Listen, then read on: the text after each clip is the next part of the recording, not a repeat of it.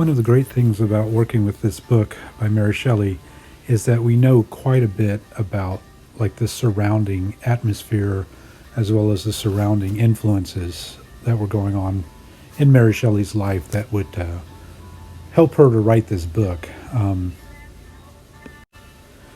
We'll save a lecture for another time to talk about things like Paradise Lost, The Sorrows of Werther, Rime of the Ancient Mariner, and other works. Today, what I really want to focus on is a single myth that Mary Shelley was very interested in, and in particular, her husband, Percy Shelley, was interested in it, and that's the myth of Prometheus. It's no accident that Mary Shelley entitles her book Frankenstein or The Modern Prometheus. Either one of those, even though we've lost The Modern Prometheus from the title for most modern readers, either one of those is appropriate for this tale. And what I want to do is go through the myth and let you kind of see how Mary Shelley's being influenced by it. Now, when we mention Prometheus, the image most of us have is this defiant titan who is chained up to Zeus's central mountain, while Zeus's war eagle comes every day and pecks out his liver. So he goes through agonizing and eternal punishment for the sin that he's committed. Well, there's actually two versions of this myth, and the idea of this open defiance to the gods despite the punishment that they get was a very popular theme for the Romantics. And a guy like Percy Shelley took the idea of Prometheus and expanded it into poetic form. So his Prometheus Unbound, which we're going to look at in just a small fragment of, certainly was an influence on Mary Shelley because it was definitely a dinner topic conversation for them. So who was Prometheus? So by and large, the image we have of Prometheus comes from two different works. There's the standard Greek myth, and then there's the ones that come from Ovid. Prometheus is a titan who sympathized with the gods and helped them to overthrow their parents, the Titans.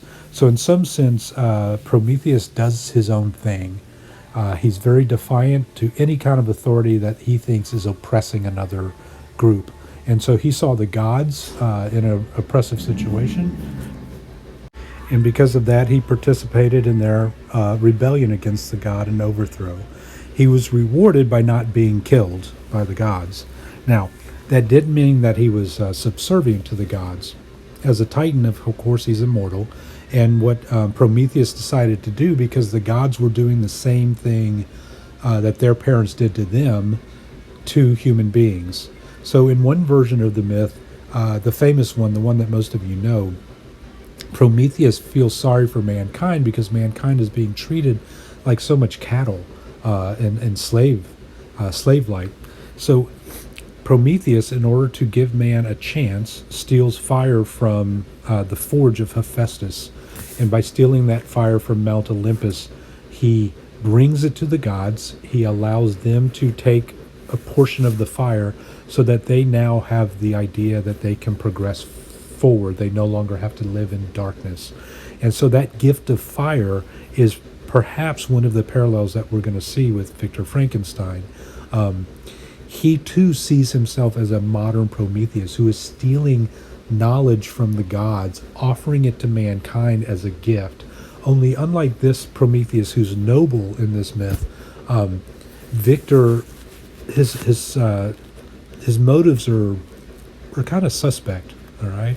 Now, for his pains, Prometheus is of course captured, chained to a mountaintop. The war eagle comes, and he endures this endless kind of torture because his liver will regrow each day. He suffers through the same pain. But through it all, Prometheus is defiant. He continues to believe and know that he did the right thing. Okay? Now, there's another version of the myth that involves another famous figure that we are familiar with, and that is Pandora and her famous box. Now, in this version of the myth, Prometheus is not so much the fire starter. Prometheus is the creator god. Prometheus is the man who molds man out of clay and shapes him and forms him and gives him life.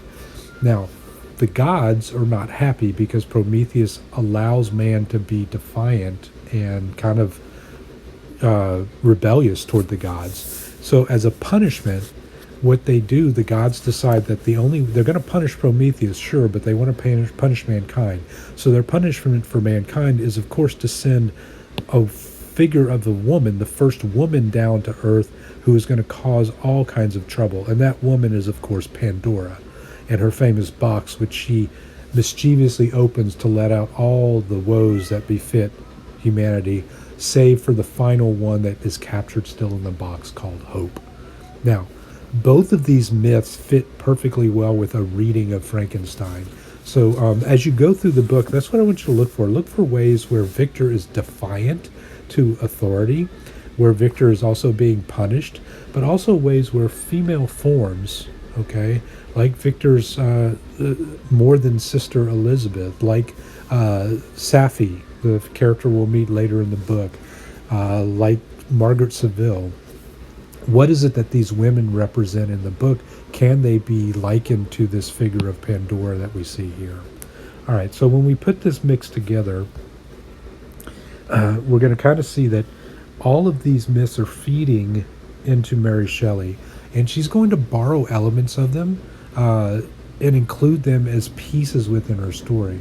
And for that part, I think one of the reasons we admire Mary Shelley is, more than anything else, she creates something new out of a whole variety of sources. It's like she has all these parts, almost like Victor does, and she creates a creature that is composed of all these best parts from all kinds of places. And she does so even though the stitching is a little rough, even though the writing is not perfect. She does manage to tell a really good story. And as we go through this, you'll see more and more elements through the illusion she makes inside the story.